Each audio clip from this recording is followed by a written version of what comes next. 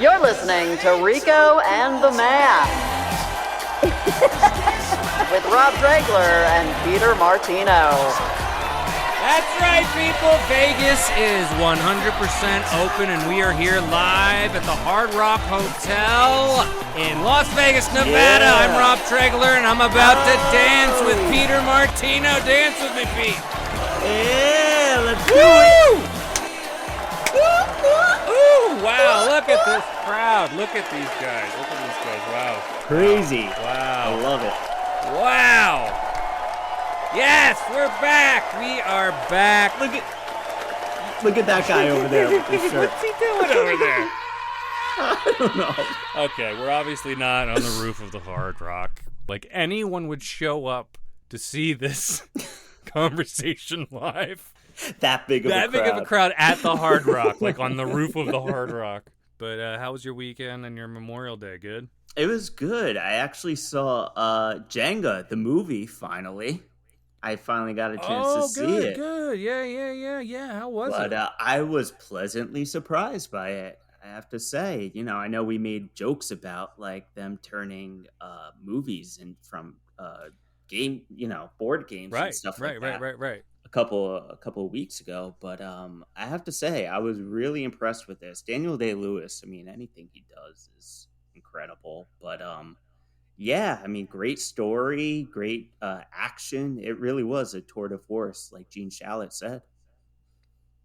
Wow, that's. I mean, what did you have? Like, I don't want to. Do you have any like non-spoiler like things you can talk about? Like, what made it so good that doesn't ruin the movie? There's a dolphin scene in this that is really, really incredible and really well done. Like, I don't know if there were even CGI dolphins or if they were actual dolphins or what, but what they did with it and how they incorporated it in that scene was like amazing. Wow. Yeah, I gotta just throw a mask on and get back to the theater because yeah, I was definitely about see Jenga. it. Yeah, definitely see it in the theater. It's definitely a theater movie. But forget about A Quiet Place too. Forget about Cruella. Jenga the movie, I think, is where it's at. Did they set it up for a sequel? Kind of. Or should I just wait to see it? Yeah, I don't want to spoil anything. Right. But there's also, like, they're creating kind of like a board game universe type thing with Battleship and Mousetrap. There's a connection. Yeah, they're trying to. You could tell they're trying to go in that angle a little bit. Kong versus Godzilla kind of angle. A la Marvel universe, board game universe. So right. But as far as the standalone movie, I thought it was great. Well, you heard it here first, folks. Go out and see Jenga the movie. It's out in theaters now, and theaters are opening more and more and more, as I'm seeing. How was your weekend? It was good. It was good. It was a long weekend, which was great. I couldn't tell you the last time I took a Memorial Day off ever. So really? Yeah, I usually worked on Memorial Day. Just seemed to be how it went in my history. But yesterday I had off. It was also my wife's birthday, so that was fun. Nice. Happy birthday. Yep. And so your lovely wife. So I was like, what do you want to do? And we just wanted to chill out and catch up on TV and all these apps on the Apple TV and stuff, it's like if you have this channel, you can use the app, but it still has like a couple commercials, and they're usually the same commercials over and over and over and over again in between shows.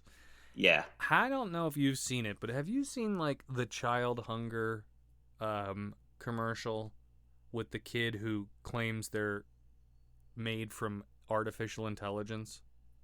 No. You haven't seen this thing? No. No, yeah, this is how it starts. It's a little girl sitting on a stool in front of like a black site, like a photographer studio, very dark, and she's just sitting there and she's looking at the camera, and this is it. I am what child hunger looks like in America.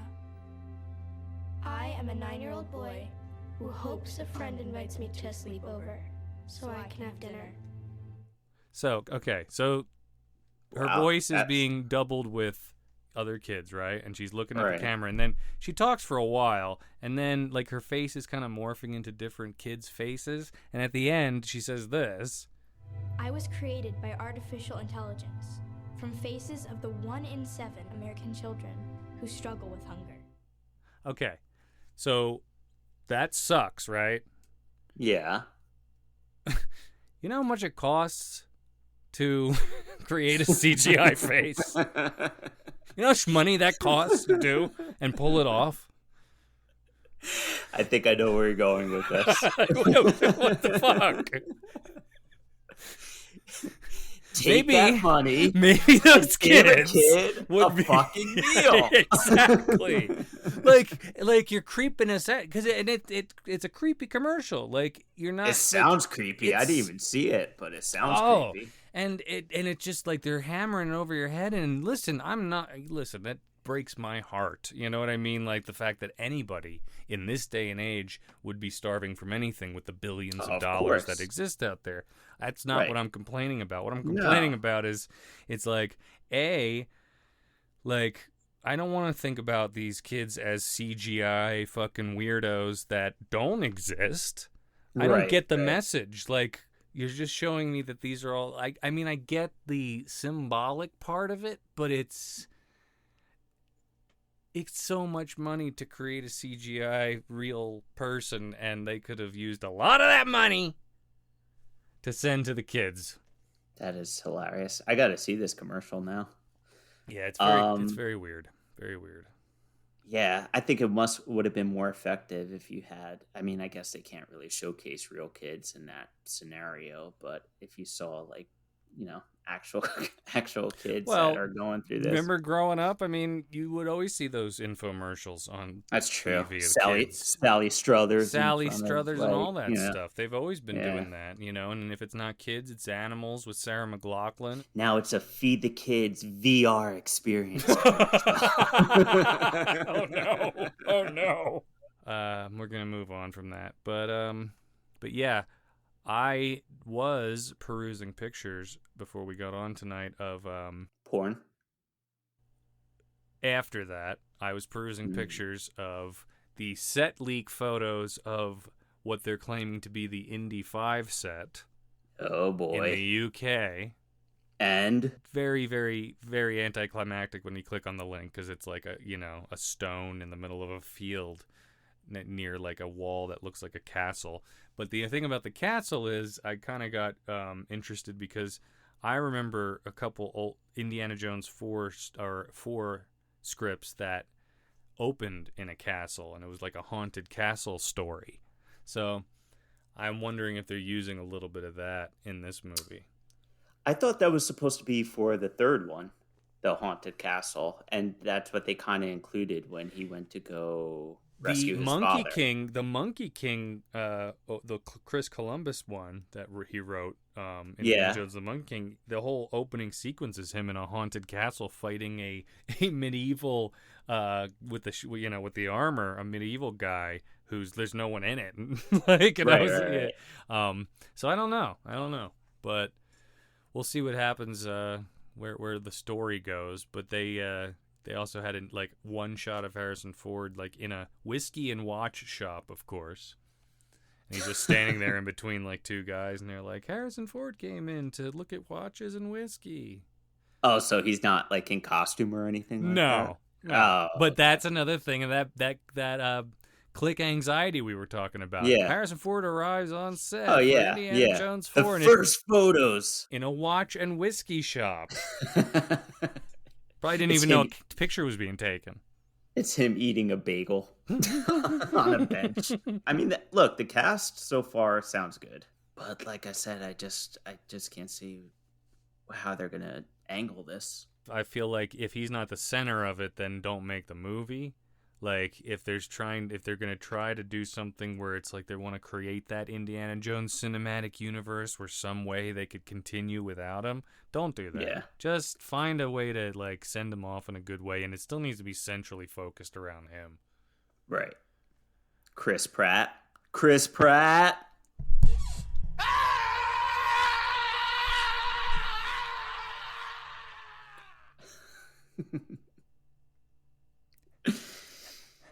They say he's going to take over, but who knows? Oh, sorry. What were we talking about? I ran out the door and down the street. Back. I'm back.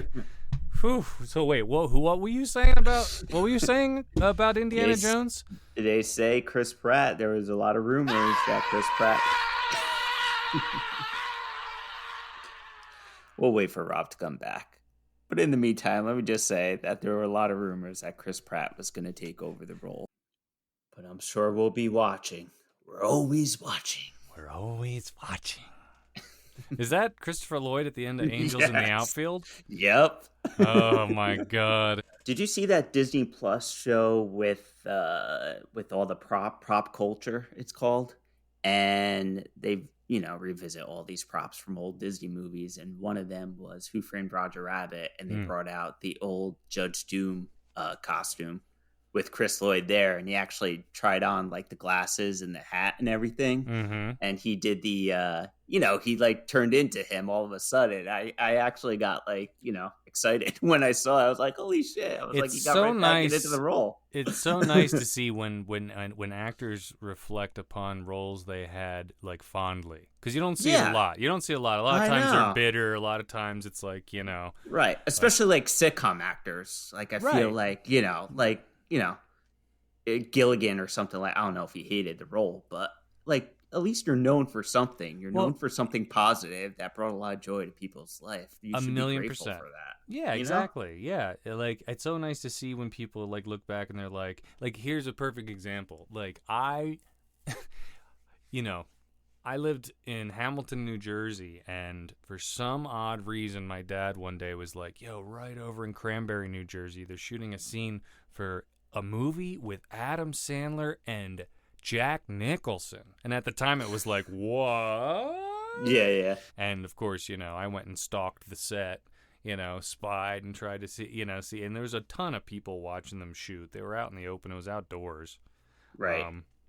And there was a bunch of people with like all this like Jack Nicholson paraphernalia. I'm talking like the guys with the Sharpies, the blue and the black Sharpies. Yeah. Like the guys who like are like, out there. The regulars. The ones who know where every celebrity is at all times.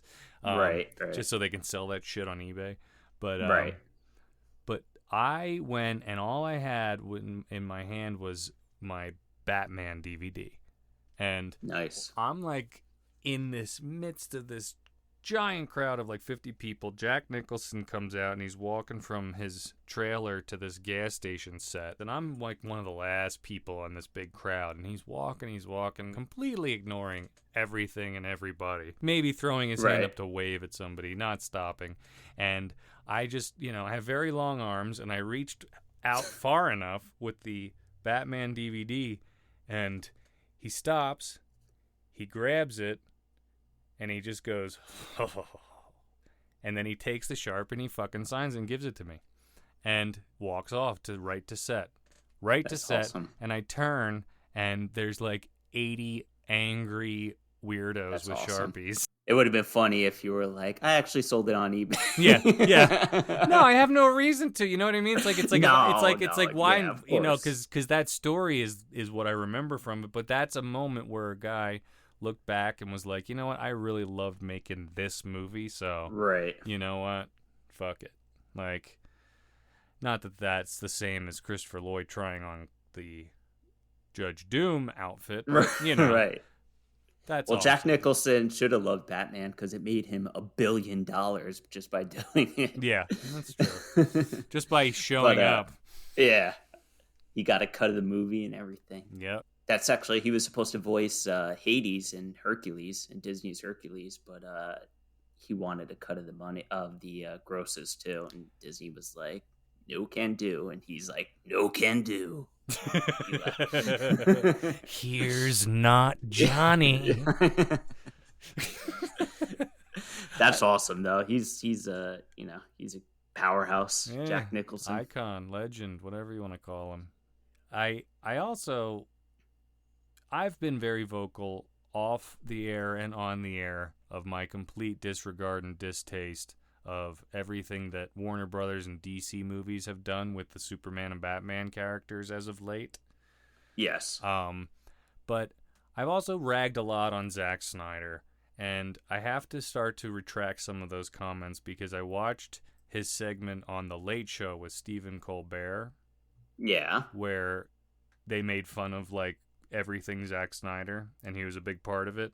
And anybody who can make fun of themselves and do it well, I can't bag on that person. You know, I can't make fun of that person because he knows exactly what is hilarious about his movies and, you know, things like that. And so I thought Right. I was like, you know, if you're in on the joke, I gotta look at these movies in a totally different way and really see that they are just cartoons, and that's just the kind of filmmaker that he is, you know. Right. And he deserves his little corner. And I think I was too defensive of not my Superman, not my Batman, and so I feel like I've treated him unfairly over the years. Well, I heard he's a big fan of the show, so you better start. I heard that my too, but I don't know. That was like secondhand information. But I heard he wanted to make an uncut version of Rico and the Man, the movie, and he just blew it.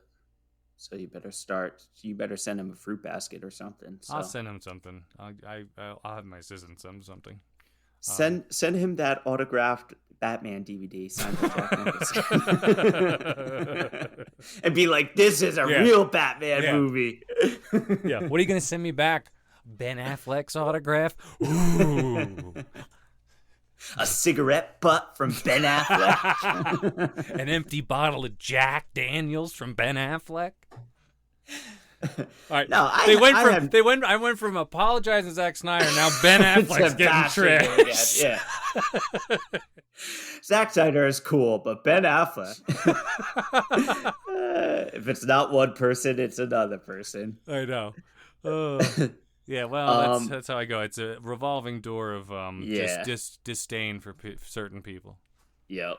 Love and disdain. But no, Zack Snyder, I mean, I have nothing against the guy. I'm sure he's funny and stuff like that. But, you know, there's a lot of factors going into making these movies. I'm sure he got pressure from the studio. I'm sure, you know, there was a lot of people up his ass with it. So Sure. It's not easy helming a huge, you know, movie like that. No, not at all. Not at all. And you would know. I mean, weren't you the first one that they had picked to direct the Platoon?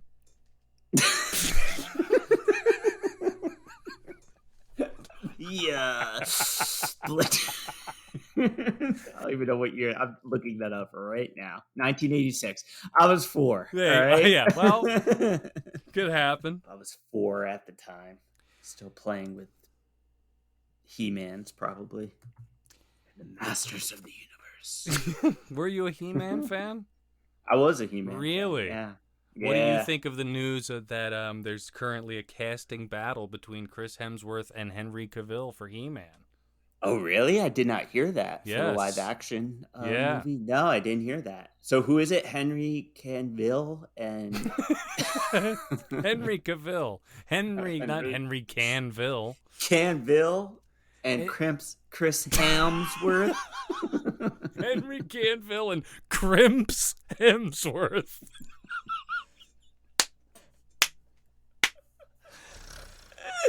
Oh, we're off the rails. We're off the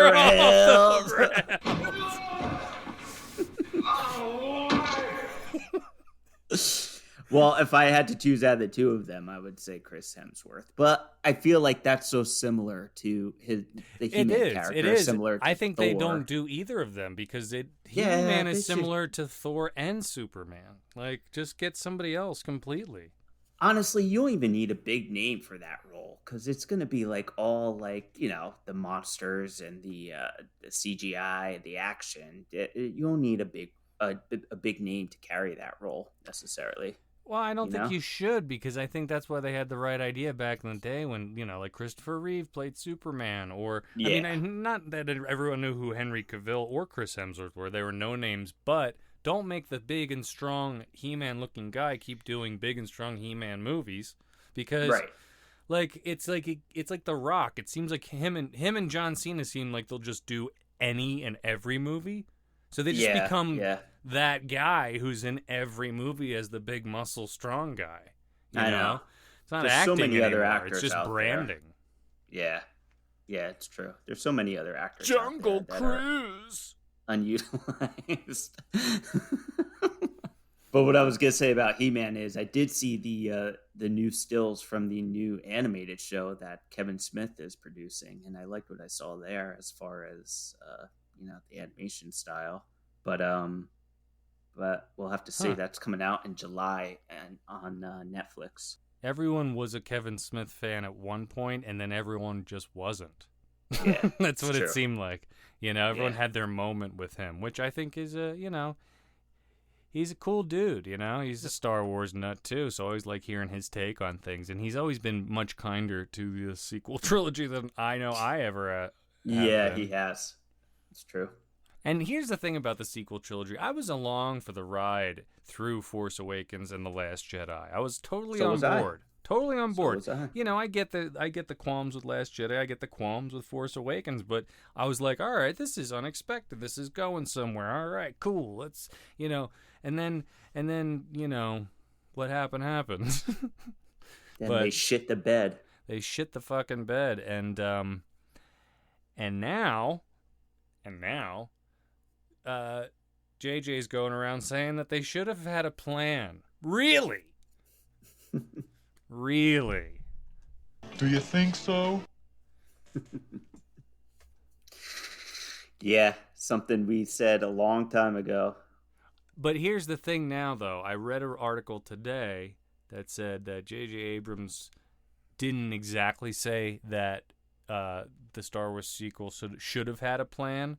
He talked about planning and how it changes when there's actors and story and things change and blah, blah, blah. But then their second defense is that they said that the originals didn't really have a plan. But here's the thing. They're the originals. They're Yeah. stop, don't, you're not comparing. It's to stop. You're not comparing the originals. You know what I mean? Right. You're taking on one of the biggest franchises in movie history and entering into it with blinders on. There's a huge responsibility.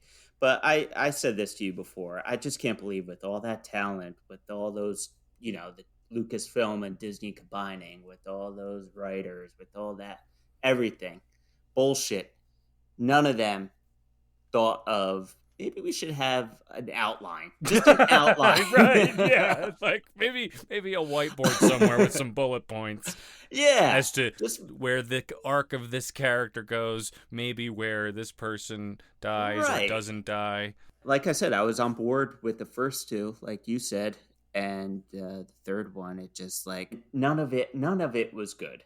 You could tell that it was just going in a million different directions, whereas the first two at least kind of had a cohesive like storyline along the way. But this one was just kind of all over the place, and you could tell they were just trying to figure it out as they were like shooting. And that they never thought about bringing back the Emperor. Ugh, that was their biggest fucking mistake that they could have done. Agreed. Biggest fucking mistake. They undid the entire ending of Return of the Jedi. Yeah. Which was closing out the original trilogy. And it's like, oh no, he can just, Dominic Monaghan can say, cloning, Sith stuff. And like none of the characters were interesting in this at all. Like I feel like there was some really good character development, especially in The Last Jedi, that they just kind of like, it's like they were just chess pieces at that point by the third one that they just need them to go in the right direction. And it was such a reactionary movie too. I've never seen anything. Oh, absolutely. I've never seen anything like it, to be honest. Like in any franchise, almost. Such a knee-jerk reaction to change an entire movie because people had a very passionate reaction to the one that came before it.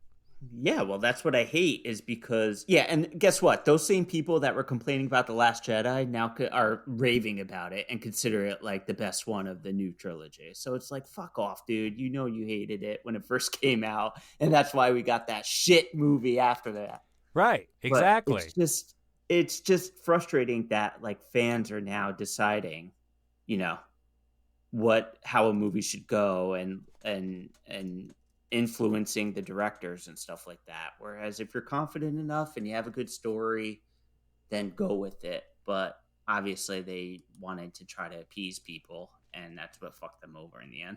How do they not know that that's the biggest mistake you can make? What did I say? What did I say a million years ago in the first episode of this podcast? Expectations only breed disappointment. That's right. And that's why I believe trailers themselves ruined the movies. Every trailer for every movie is good.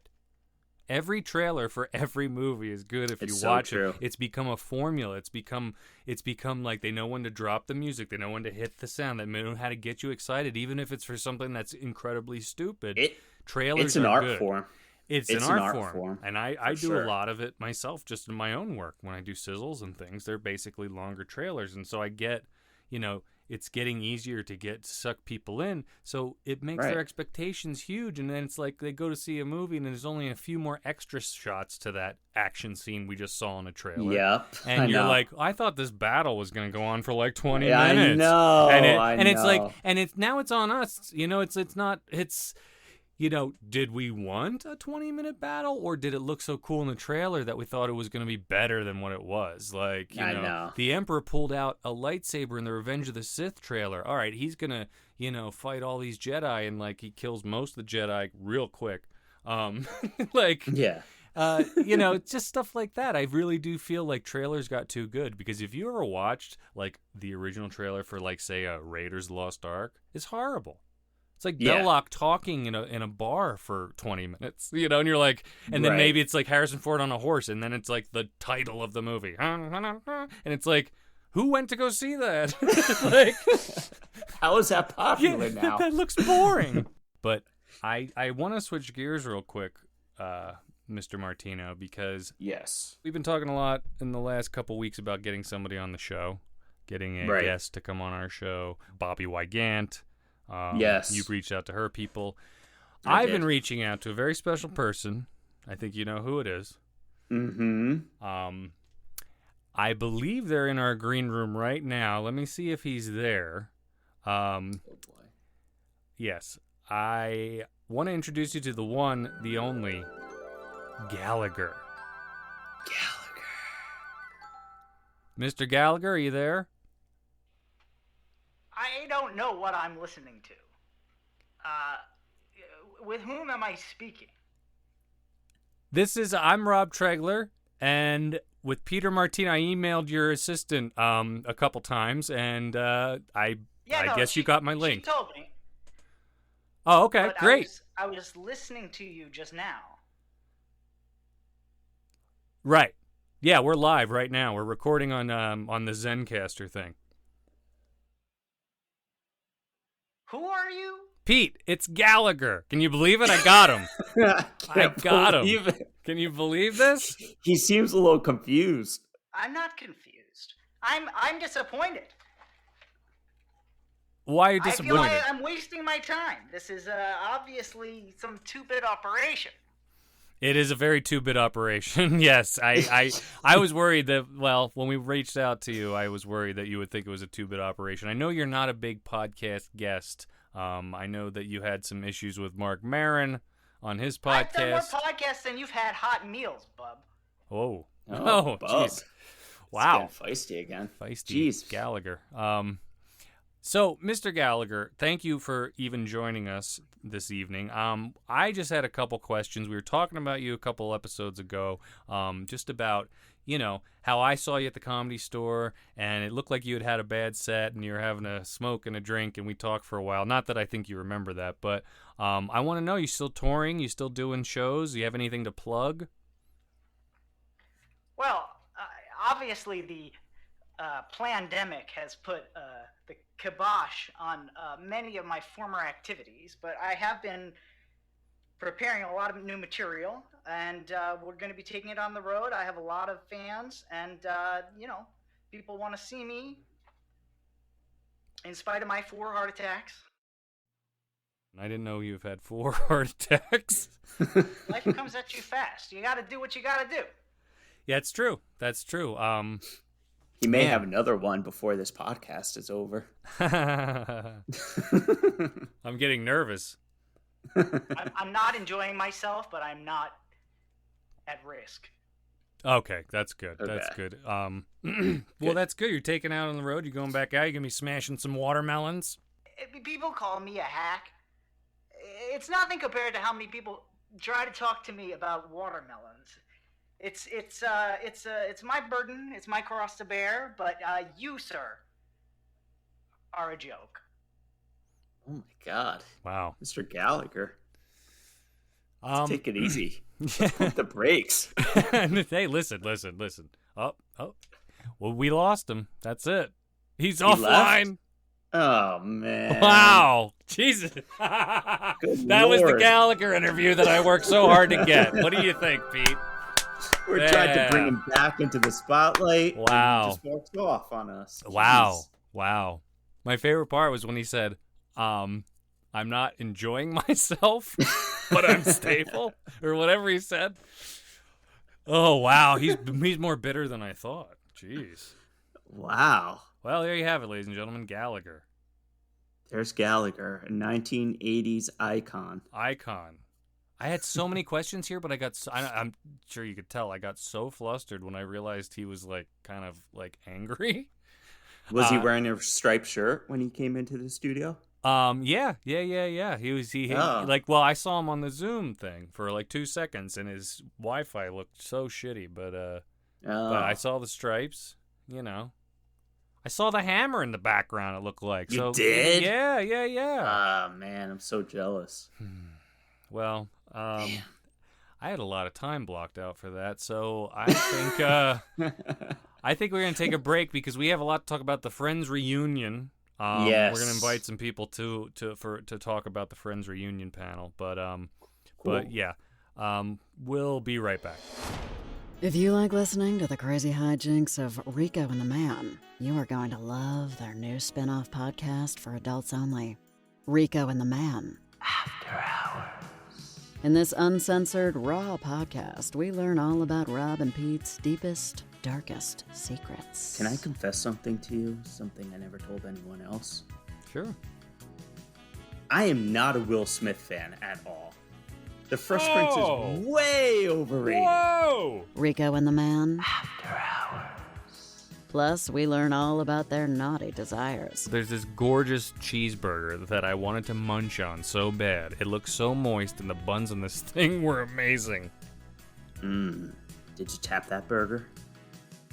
I may have licked it. Rico and the Man. After Hours.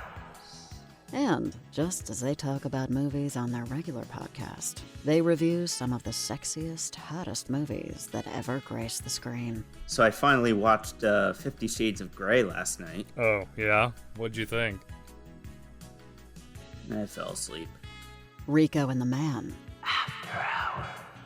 Subscribe to the wildest podcast you'll ever listen to, and you just may hear Rob finally get to eat that cheeseburger.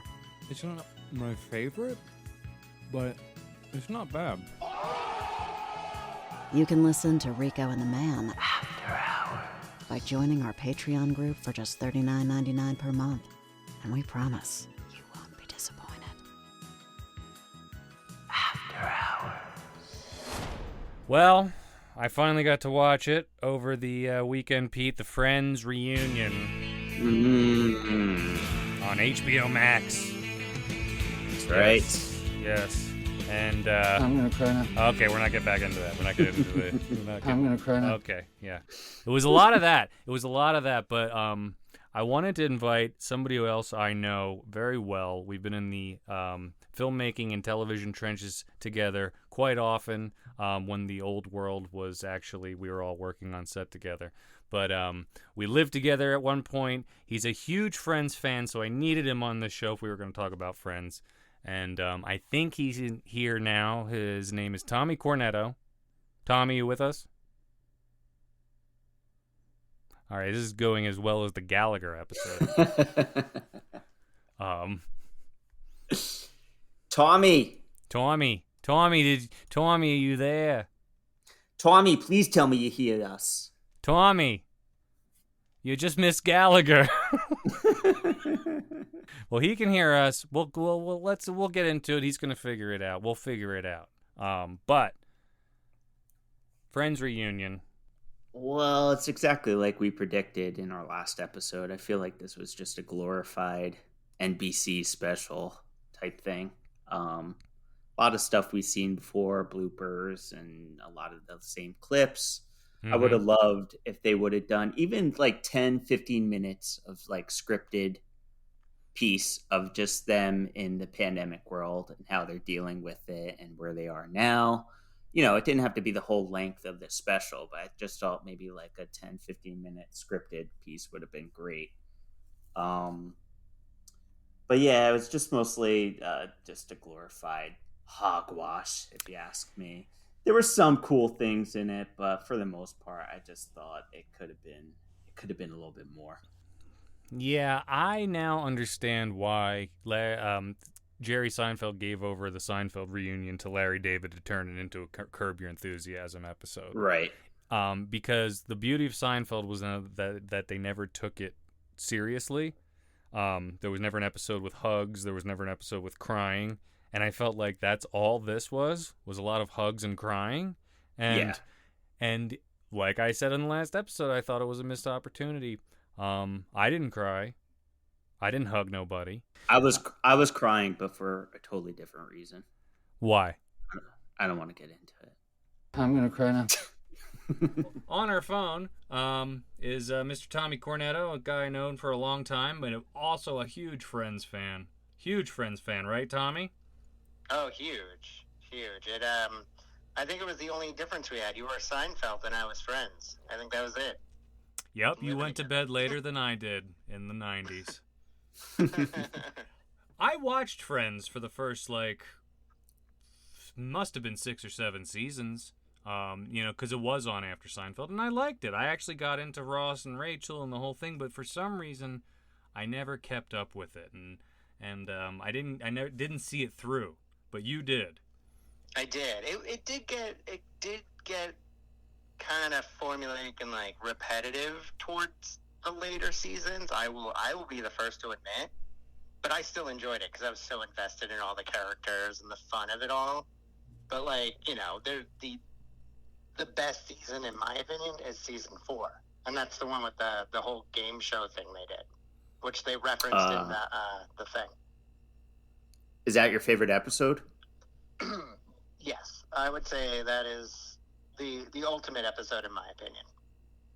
It is a good episode. That is a funny episode, Yeah. I have to say. Yeah, which is funny because everybody loves it for that, but they named it after the embryos at the end, which didn't ever make sense to me because they labeled the episodes as what you would call it at the water cooler. That's how they decided to name the episodes. And I'm like, that doesn't make any sense. But, I'm not the writer, so what do I know?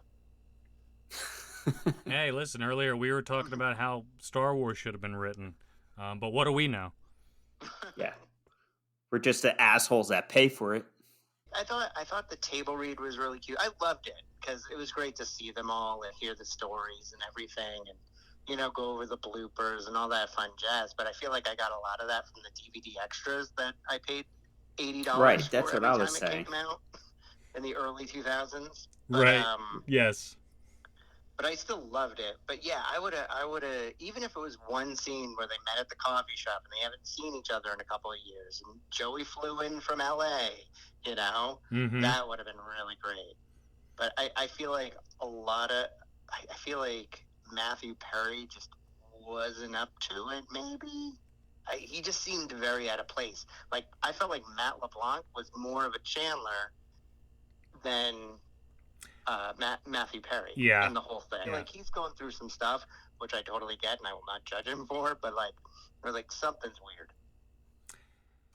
Yeah, I mean, they're passing it off like he had dental surgery earlier that day, and it's like, didn't they all make $2 million to come back for that sit down? Oh, probably. And he scheduled the dental surgery that day. I have to say his teeth did look very white, though, in the Yes, reunion well, special. yeah, they did. I didn't realize in this reunion special, I didn't realize how funny David Schwimmer actually is in real life. He had a couple of really funny lines that he said, as they were all sitting around talking. He got into character. I feel like Jennifer Aniston couldn't get back into the Rachel character as easy, but David Schwimmer and Matt LeBlanc fell right back in. Right. And it was really beautiful to see. To go back to Matthew Perry, I think it was a telling sign when he was talking about when he ran in after Joey kept tripping in a scene and he had to get a laugh, and he ran in too after he kept tripping. I was like, that says a lot about Matthew Perry and why he kind of had the issues he had. Like it kind of got dark for me. Yeah, I agree. There were a couple of things that he said that were kind of like triggering, I feel like, as far as the direction he was going into. Like he always felt he needed to be funny, and I felt like he had like very high anxiety. So you guys loved it sounds like. I didn't say. I was hoping for more, but like I was going in very low expectations after I read the guest list, and I'm like, oh, what type of shit are they gonna pull? But then I realized, oh, Justin Bieber was there for a stupid, weird fashion show thing. Yeah, that was stupid. Surprise! Yeah, the Biebs wore Ross's famed Sputnik Halloween costume for a celebrity fashion show. And even better, Lady Gaga joined Lisa Kudrow for a rendition of Smelly Cat, what are they feeding you? Was any of that necessary? No. Any of that? Yeah, the fashion thing they definitely could have cut out. I feel like, or have actual like characters that were on the show maybe come out dressed in those outfits instead of fucking random people. Well, you got to see Thomas Lennon for about a half second stick his head out from the curtain. He's the one I felt the worst for in the whole reunion. I was like, this guy's had a storied career. If you really look at it, you know, he's been everywhere, and he's been reduced to peeking out from a curtain and waving, but probably because he wanted to, which I get. But to me, I was like, oh. I'm the one guy who will die on the hill to defend sitcoms and, like the laugh track. And while watching this, I turned to Natalie, my wife, and I was like, the thing about this show, love it or hate it, the jokes felt more honest than like 3-camera sitcoms today. Like if you look at like Big Bang Theory or like other more cheesier shows, like I felt like everything could be crazy. It did get crazy every once in a while. You're like, that's not believable. But a lot of it was really, the jokes were really grounded. I felt like rewatching and going through it with, during the reunion, I was like, that's why I think it was such a strong show, because it was so believable, like how these friends would interact. They kind of leaned into that whole angle with the reunion. It's like, look how much all these people love each other, and then it's like they love each other, but then it's like, we haven't been in a room together in 87 years. What? It's like, but the one thing I will say is that they kept claiming, and they still don't realize how long life can be, because they're like claiming at the end, like, we will never be in the same room talking about this show ever again. And it's like, no, you probably will. Like, they'll probably, it'll be like the Today Show, and you guys will all be like 1,000,000 years old, and it's like, the new Friends brain implant is available, and we got everyone together to plug it. It's like, we're doing an Indiana Jones 5, guys. Life is long. Don't act like you're never going to sit in a room and talk about Friends again. Someday you might have to. Yeah, they're making it more dramatic. Write the check, they'll be there. Yeah, exactly. $12 million they spent on that round table with James Corden. What was all your favorite color in the 90s? I have to say, I did enjoy the table reads, though, too. Like, even the Jennifer Aniston and David Schwimmer, that when they kind of reenacted that scene, it kind of felt, they were getting into it, like you said. And I thought that was pretty good. That kind of gave me the feels a little bit. Yeah, it was that. Even I would have took more table reads over anything. Like, I would have loved to seen like a scene like that. Like I said, showing up at Central Perk, like catching up after Joey gets in town or something. But like the table reads, to see them redo something I've watched 1,000,000 times, it was just it like you said, it kicks you in the feels. You're like, oh my god, I remember watching it, and now you're doing it for real. Like it's like if Matt LeBlanc walked up to you and said, how you do it, it's like, it kind of felt like that to me, which was really, in my opinion, magical. Wait a minute. Just to back up, it's magical if Matt LeBlanc goes up to you, Tommy, and says, how you doing? I would get a little Twitter pated, I'm not going to lie. Okay, I know. There you go. There you go. You heard it here first and last, folks. No, exclusive. But, yeah, a Rico and the Man exclusive. But yeah, I thought, I thought it fell short. But I get why the people who loved the show loved it. It's why I loved the Seinfeld reunion on Curb Your Enthusiasm. Same thing. Yeah. So I can't, I just as a casual Friends fan, I just can't believe that you paid $12 million to these people, and then Gunther on Zoom lives in a studio apartment. He makes like $1 million a year or something from just residuals. Like he doesn't have to work ever again. Really? Is that true? Wow. Yeah, because he went from an extra to a featured extra to an actual character, and what I've heard is he makes a lot of money from residuals from just being on Friends. Wow. Do you know how he got that job? Did you ever hear that story? No. He was just an extra and at the coffee shop, and they're like, we need someone who knows how to work the espresso machine, and maybe we can make coffee for people in between in between shooting. And he's like, oh, I know how to use one.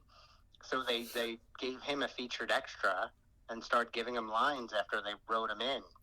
And he it was all he rose his hand at the right time and became a huge character. Wow. Well, there's a hot tip for all you struggling actors out there. Yep. Learn how to make the coffee. Learn how to work an espresso machine. And you'll be as big as Gunther. And you'll get a Zoom cameo less than Justin That Bieber. story's, I would have rather heard that story about Gunther than to see fucking Justin Bieber Justin on a Bieber fucking dressed as a runway. potato. Even Tom Selleck, the way they brought him out, and then all of a sudden he disappears in the next shot. It's where the fuck did he go? Will it save HBO Max? I don't think so. No. Even them owning the Friends rights, there's not much left there. Yeah. Well, Tommy, thank you for calling in on the Friends reunion. We're honored to actually have our first real guest. We have a Friends expert now that we can refer to whenever we need to. I was upset that you didn't know the theme to Mad About You, but I won't go into it. Okay. Yeah, that's I never really watched Mad About You. I don't know. That's okay. Don't judge me, Tommy, please. I don't. No, listening to you guys, I'm like, oh, I want to hang out with these guys all the time now. Tommy Cornetto, everyone. Thanks, Thank Tommy. you. Have a good night. You too. He was great. Yeah, he's a big TV guy like yourself. We'll have to have him call in again. The next Friends reunion. I'm telling you, it's happening. I'm telling you, it's happening sooner than you think.